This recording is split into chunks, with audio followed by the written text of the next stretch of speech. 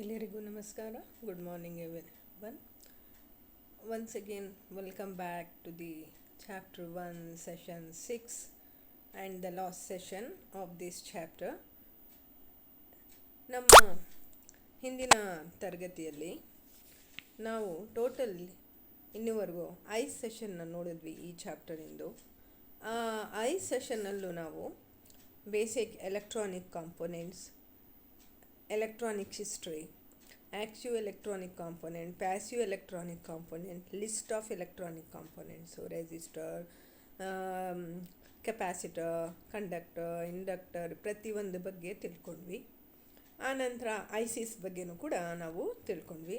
When you come for the session 2, ಅಲ್ಲಿ ಬಂದು ನಾವು ಅನಲಾಗ್ ಸಿಗ್ನಲ್, ಡಿಜಿಟಲ್ ಸಿಗ್ನಲ್ ಮತ್ತು current variations, voltage, which give rise for the frequency, resistance, capacitor, ಆ ಪ್ರತಿಯೊಂದು ಎಲಿಮೆಂಟ್ಸ್ನು ಕೂಡ ನಾವು ತಿಳ್ಕೊಂಡ್ವಿ. ಆ ನಂತರ ಸೆಷನ್ 3ನಲ್ಲಿ ಬಂದು ಎಲೆಕ್ಟ್ರಿಕಲ್ ವೇವ್ ಫಾರ್ಮ್ಸ್ ಅಂದ್ರೇನು, ಯಾವ ಥರ ಎಲೆಕ್ಟ್ರಿಕಲ್ ವೇವ್ ಫಾರ್ಮ್ಸ್ ಇರುತ್ತೆ, ಅವು ಯಾವ್ಯಾವು, ಎಷ್ಟು ಥರ ಇರುತ್ತೆ ಅನ್ನೋದನ್ನು ನಾವು ತಿಳ್ಕೊಂಡ್ವಿ. ಮತ್ತು ನಮ್ಮ ಸೆಷನ್ 4ಅಲ್ಲಿ ಬಂದು ನಾವು ಲಾಜಿಕಲ್ ಫ್ಯಾಮಿಲೀಸ್ ಬಗ್ಗೆ ತಿಳ್ಕೊಂಡ್ವಿ. ಅದರಲ್ಲಿ how the logical families has been divided into small scale integration, large scale integration, very large scale integration, ultra large scale integration, and how they have divided into the different family ಅನ್ನೋದನ್ನು ಕೂಡ ನೋಡ್ಕೊಂಡ್ವಿ. When you come for the session 5, ಅಲ್ಲಿ ಇನ್ನೂ ವಿಸ್ತಾರವಾಗಿ classification of bipolar families, MOS families ಅಂದ್ರೇನು, bipolar ಫ್ಯಾಮಿಲಿನಲ್ಲಿ DTL, TTL, RTL, diode transistor logic, transistor logic, resistor transistor logic, that is RTL, emitter couple logic, ECL, then I2, inductance, inductor, transistor logic. So ಇದು ಕೂಡ ನಾವು ತಿಳ್ಕೊಂಡ್ವಿ. ಮತ್ತು ಅಲ್ಲೇ ನಾವು MOS ಬಗ್ಗೆ ಕೂಡ ತಿಳ್ಕೊಂಡ್ವಿ. MOS ಅಂದರೆ ಮೆಟಲ್ ಆಕ್ಸೈಡ್ ಸೆಮಿಕಂಡಕ್ಟರ್ ಫ್ಯಾಮಿಲೀಸು. ಅದರಲ್ಲಿ PMOS, positive metal oxide semiconductor family. ಆಮೇಲೆ NMOS, that is N channel negative metal oxide semiconductor family. ಆನಂತರ CMOS, where it consist of both PMOS as well as NMOS family characteristics. ಮತ್ತು PMOS ಅಂದ್ರೇನು, NMOS ಅಂದ್ರೇನು, ಯಾವ ರೀತಿ PMOS, NMOS, CMOSಗಿಂತ different, ಆ characteristics ಕೂಡ, ಮತ್ತು CMOS ಕ್ಯಾರೆಕ್ಟರಿಸ್ಟಿಕ್ಸು, ಆನಂತರ ಡ್ರಾಬ್ಯಾಕ್ ಆಫ್ CMOS, ಇವು ಕೂಡ ನಾವು ನಮ್ಮ ಹಿಂದಿನ ಸೆಷನ್ಸಲ್ಲಿ ತುಂಬ ಡೀಟೇಲಾಗಿ ತಿಳ್ಕೊಂಡು, ಇವತ್ತಿನ ಈ ಸೆಷನಲ್ಲಿ, ಈ ಕೊನೆ ಸೆಷನಲ್ಲಿ we will understand the characteristics or features of those digital ICs which we have divided. ಅದು ಡಿಜಿಟಲ್ ICs ಇಂಟಿಗ್ರೇಟೆಡ್ ಸರ್ಕ್ಯೂಟ್ ಅಂತ ನಾವೇನು ಹೇಳ್ತೀವಿ, ಅದರ ಗುಣಗಳು ಏನು, what will be the characteristics or features of digital ICs ಅನ್ನೋದನ್ನು ನಾವು ಇಲ್ಲಿ ತಿಳ್ಕೊಳ್ತೀವಿ. ಮೊದಲನೇದು ಬಂದು ಪ್ರಾಪಗೇಷನ್ ಡಿಲೇ. ಎರಡನೇದು ಬಂದು ಪವರ್ ಡಿಸ್ಪೇಷನ್. ಆನಂತರ ಸ್ಪೀಡ್ ಆಫ್ ಆಪ್ರೇಷನ್, ಆನಂತರ ಫ್ಯಾನ್ ಇನ್, ಫ್ಯಾನ್ ಔಟ್. ಈ ಥರ 5 ಕ್ಯಾರೆಕ್ಟರಿಸ್ಟಿಕ್ಸ್ ಇದೆ. ಮೊದಲನೇದು ಪ್ರಾಪಗೇಷನ್ ಡಿಲೇ, ಎರಡನೇದು ಪವರ್ ಡಿಸ್ಪೇಷನ್, ಮೂರನೇದು ಸ್ಪೀಡ್ ಆಫ್ ಆಪ್ರೇಷನ್, ನಾಲ್ಕನೇದು ಫ್ಯಾನ್ ಇನ್, ಮತ್ತು fifth one fan out. What is that, ಏನಂಗಾದ್ರೆ ಅನ್ನೋದನ್ನು ಒನ್ ಬೈ ಒನ್ ಆಗಿ ನಾವು ತಿಳ್ಕೊಳ್ಳೋಣ. ಪ್ರೊಪಗೇಷನ್ ಡಿಲೇ ಅಂದ್ರೇನು? It refers to an average transition delay time for signal to propagate from input to output. ನಾವು ಕೊಡ್ತಿರೋ ಇನ್ಪುಟ್ಟನ್ನು ಔಟ್ಪುಟ್ ಆಗಿ ಚೇಂಜ್ ಮಾಡಬೇಕಾದ್ರೆ, ಔಟ್ಪುಟ್ ಆಗಿ ಬರಬೇಕಾದ್ರೆ ನಮಗೆ ಎಷ್ಟು ಟೈಮ್ ತಗೊಳುತ್ತೆ, what will be the average transition delay time for signal, ಒಂದು ಸಿಗ್ನಲ್ಗೆ ಎಷ್ಟು ಟ್ರಾನ್ಸಿಷನ್ ಡಿಲೇ ಟೈಮ್ ತಗೊಳುತ್ತೆ for propagating from input device to output device. ಅದನ್ನು ನಾವು ಆ ಡಿಲೇ ಟೈಮ್ನ ನಾವೇನಂತ ಕರಿತೀವಿ, propagation delay. Propagation delay means it refers to the on average transition delay time for signal to propagate from input to output.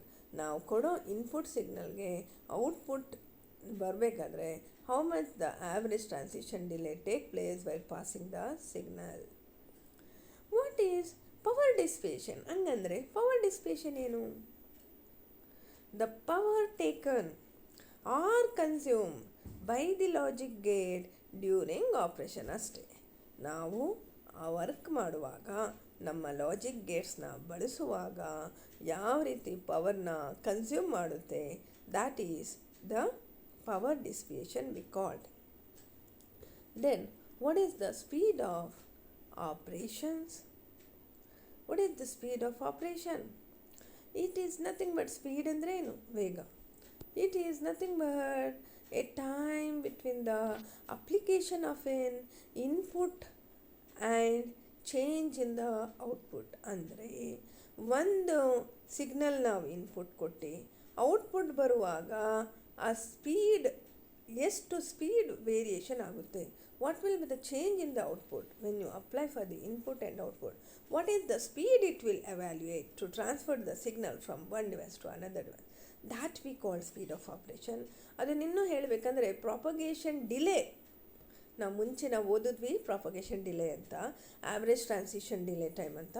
ಆ propagation delay it determines the speed of operation of a gate. ಒಂದು ಗೇಟಿನ speed measure ಬೇಕಂದರೆ you should properly analyse the speed of a logic gate.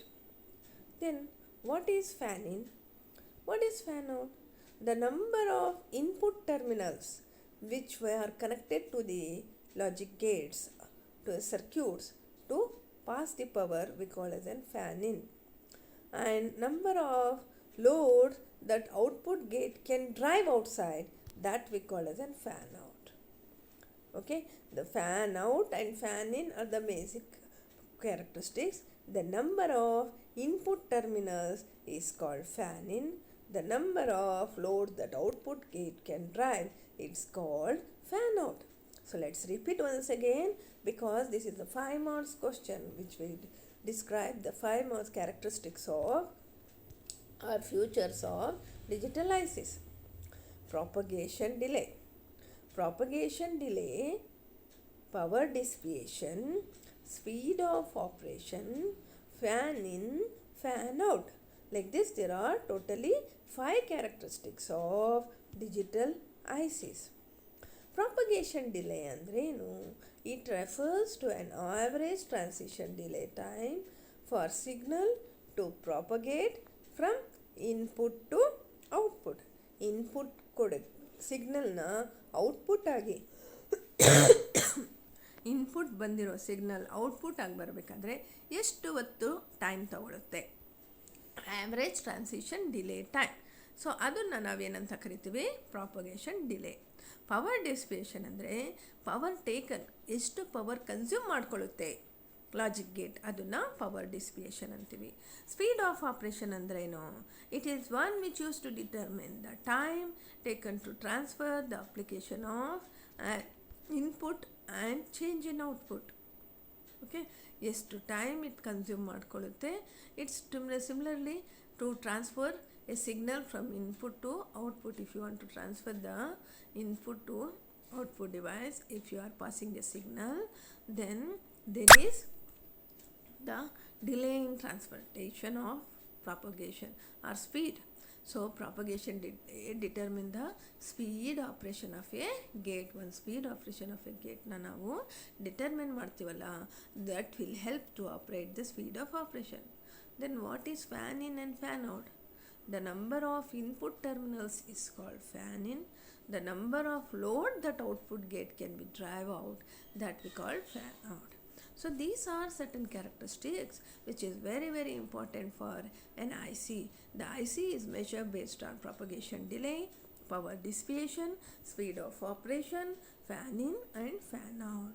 So this is the basic first chapter in which you have learned in detail about logic families, the characteristics, and then electronic history, as well as in case of session 1 electronic components, active passive electronic component, and in case of session 2 the different types of analog signal, digital signal, session 3 the electric waveforms, and then session 4 the different types of logical families which is responsible for construction of ICs, and session 5 where there is a logical classification of bipolar families, where as well as metal oxide semiconductor families, and along with we have learned for all these related certain features of ICs on which the system is responsible. So hope you have understand chapter 1. So we will